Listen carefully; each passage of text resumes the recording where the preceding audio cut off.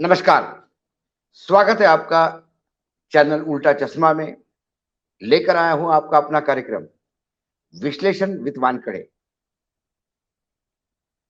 गुजरात एक ऐसा राज्य जहां 35 साल से भाजपा की सरकार है, पिछले 10 साल से डबल इंजन की सरकार है।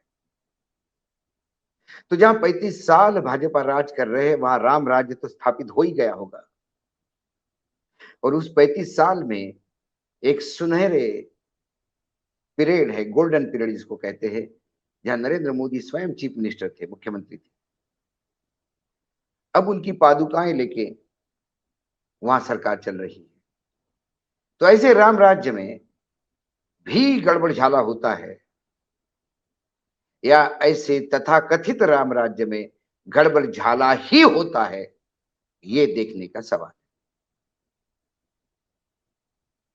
एक गुजरात ऊर्जा विकास निगम लिमिटेड एक कारपोरेशन है। उसका नाम तो गुजरात ऊर्जा विकास निगम लिमिटेड है, लेकिन उसका काम गुजरात पैसा निकास निगम लिमिटेड है। ऊर्जा का विकास कितना करता है पता नहीं, पैसे का निकासी बहुत बढ़िया तरीके से हुई है। और इस राम राज्य में जो भ्रष्टाचार का नंगा नाच चला, वो लोगों के सामने भी नहीं आता, क्योंकि किसकी औकात या हिम्मत है ये कहने की कि अडानी जी के होते हुए गड़बड़ झाला हो सकता है। कोई दूसरा उद्योगपति होता तो हो सकता है कि कोई उंगली उठाए, लेकिन फिर अडानी जी है तो सब कुछ मुमकिन है, क्योंकि मोदी जी उनके साथ है। मोदी है तो मुमकिन है, और फिर अडानी है जो मोदी के साथ है, तो फिर सब चीजें मुमकिन है। और गड़बड़ कैसे हो गई? अडानी जी की एक पावर कंपनी है। पावर कंपनी का नाम है अडानी पावर मुंद्रा। इसने गुजरात ऊर्जा विकास निगम लिमिटेड से पावर परचेसिंग का एग्रीमेंट किया। दो एग्रीमेंट किए, 2018 के पहले की बात है। एग्रीमेंट में यह होता है कि इस रेट में पावर परचेस किया जाएगा,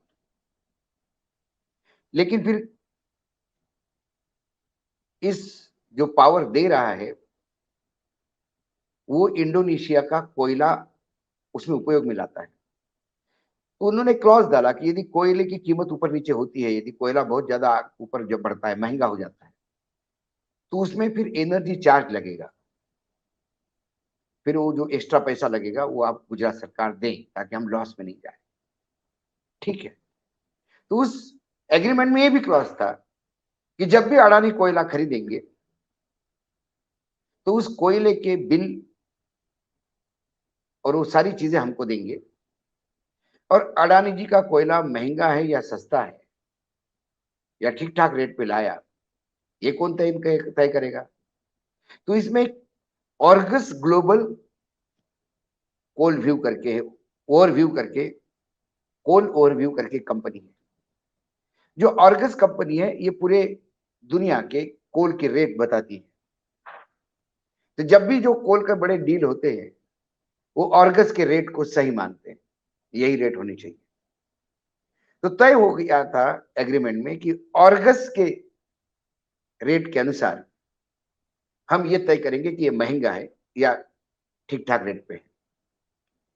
अडानी जी ने बिल्कुल साइन कर दिया, एग्रीमेंट साइन हो गया। और फिर 15/10/18 से लेके 31/3/23 तक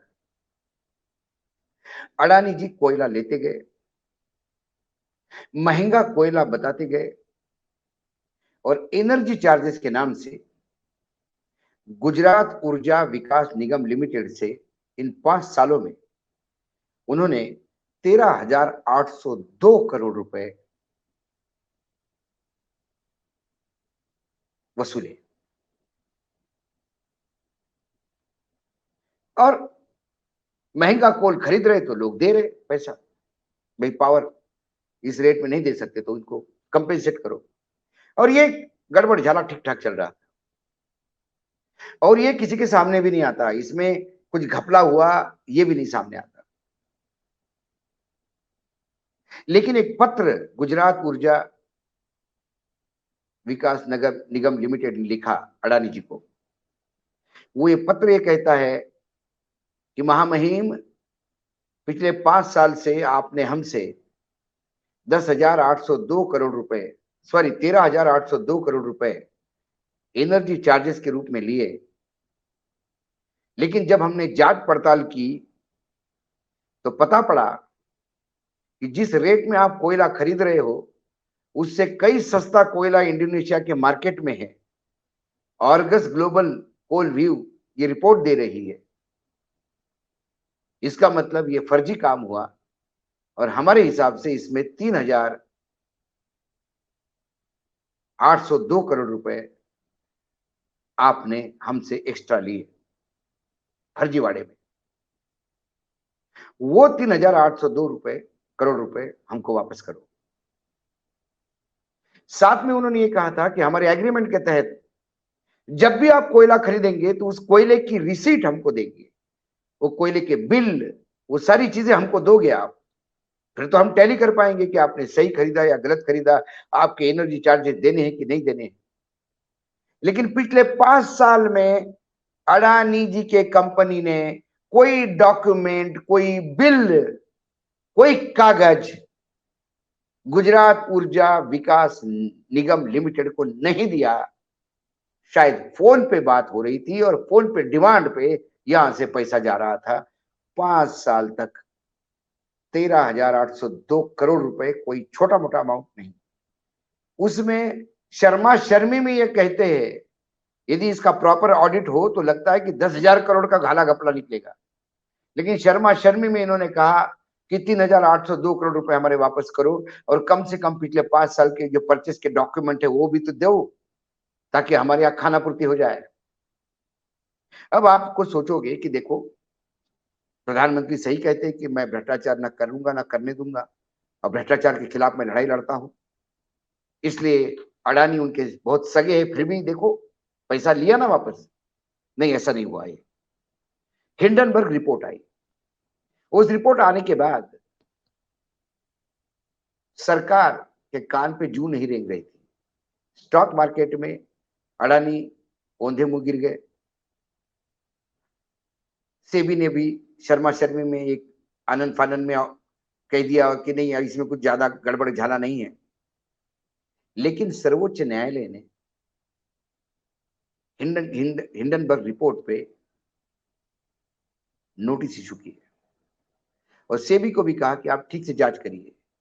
जब मामला सुप्रीम कोर्ट के दायरे में गया और जब सेबी ने जांच करना शुरू कर दी तो ये जितने भी पार्टनर इन क्राइम हैं, जो क्राइम के साथीदार हैं, इनको लगा कहीं हमारे गले तक हाथ नहीं आ जाए, इसलिए इन्होंने अपने कागज, अपना अकाउंट साफ करना शुरू कर दिया।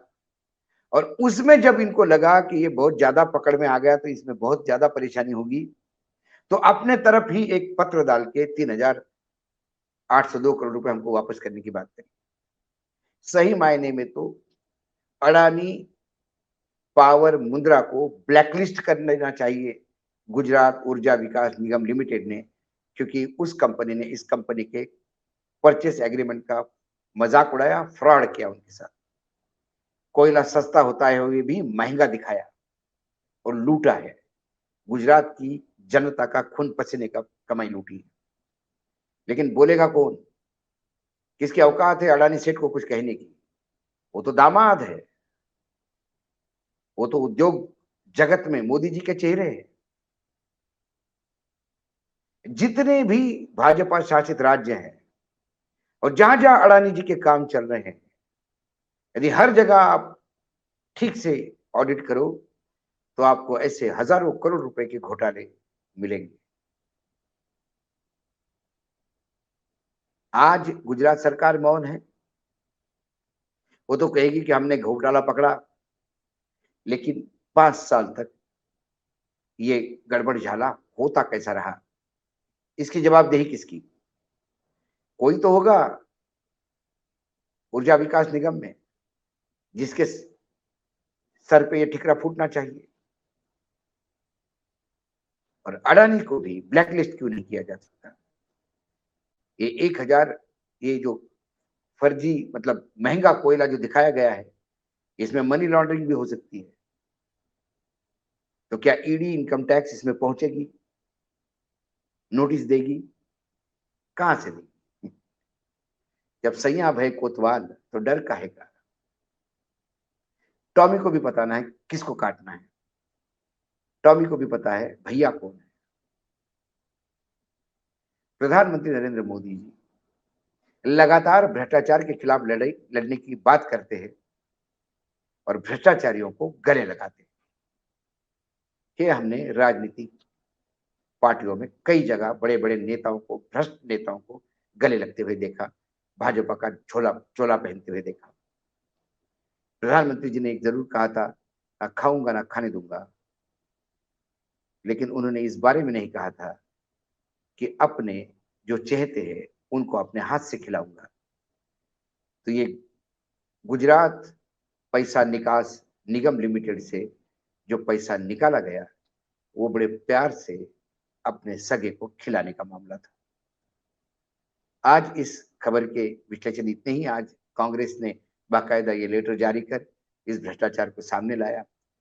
ये मात्र कोई भ्रष्टाचार के खिलाफ की लड़ाई में नहीं आया, ये सीएजी ने नहीं ढूंढा, ये सुप्रीम कोर्ट के डर से अपने आप को पाक साफ साबित करने के लिए खुद ही लिया हुआ स्टेप है गुजरात ऊर्जा विकास निगम का।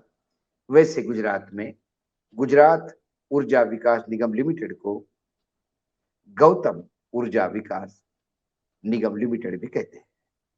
आज इतना ही, फिर आता हूं कल किसी विषय के साथ। तब तक के लिए नमस्कार। देखते रहिएगा चैनल उल्टा चश्मा।